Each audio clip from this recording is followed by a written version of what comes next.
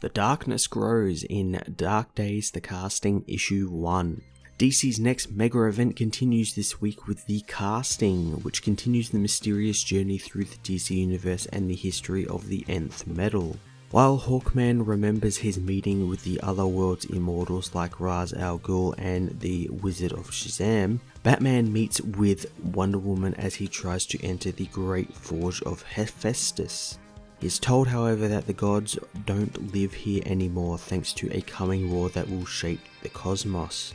Giving Bruce the Sunblade, a sword made out of the 8th metal, Diana warns him to be wary of the gods. At the Batcave, Green Lantern and Duke confront the Joker, who tells them about his time in the Dionysium pits that made him whole again and gave him questions regarding Batman and the dark history of him.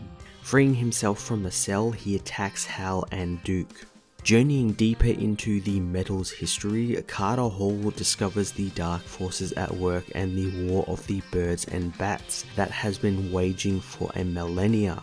Recruiting many different people, including the Blackhawks, Carter and Shayera use the Shazam Wizard's magical dagger to conduct experiments, resulting in the reveal of Despero waiting in the darkness. Continuing his mission, Batman follows the Sunblade to Arizona, where he meets Double X, who warns him this old Cadmus base has become tainted with the metal. As Double X dies, Talia al Ghul reveals herself, telling Bruce of a knife her father has been after for centuries. Giving Batman the dagger, she tells him that it is imbued with the power of Shazam. Back at the Batcave, Joker tries to destroy the machine Batman has been building. Hal and Duke stop him, however, making Joker ask if Duke ever wondered why Batman chose him as his partner. Revealing that Duke is actually a meta-human, he says Batman has been tracking a whole new generation of heroes and villains thanks to the metal in their blood.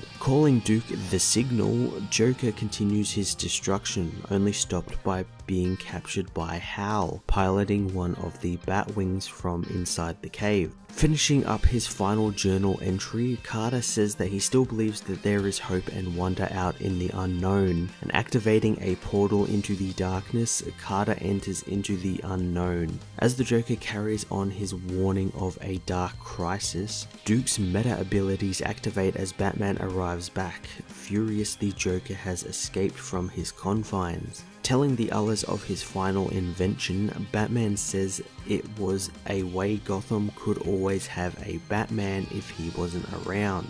He was unable to finish the final invention because he was killed by the Joker before he had any time to finish it. Thanks to the Dionysium resurrecting them both, he was able to come back and use the machine to gain his memory back. He says visions of himself dying again were seen when he used the machine, thanks to the metal still running through his veins. Giving Duke Shazam's dagger, he is able to activate his powers again. Using a duplicate lantern ring given to him by Hal, Duke uses his abilities to recreate the final invention. Combining all the items Batman has been collecting, from Psycho Pirate's mask to Shazam's dagger, Batman activates the machine and enters the darkness, awakening something miles below Gotham. Dark Days The Casting Issue 1 was a fantastic and quite nostalgic look back through the DC universe that, as a longtime reader and fan, I greatly enjoyed. Ever since the beginning of the New 52, I've been wanting an event that embodies similar hallmarks to events I read while growing up, like Crisis of Infinite Earths, Infinite Crisis, and Countdown. And I think with Dark Days, DC have finally returned to that. I'm absolutely amazed at what they were able to pack into this issue and the amount of fan service that, while not overshadowing everything, they did in each page really well. I was excited for Dark Days before, but this issue cemented my excitement. I am going to give this issue a 10 out of 10.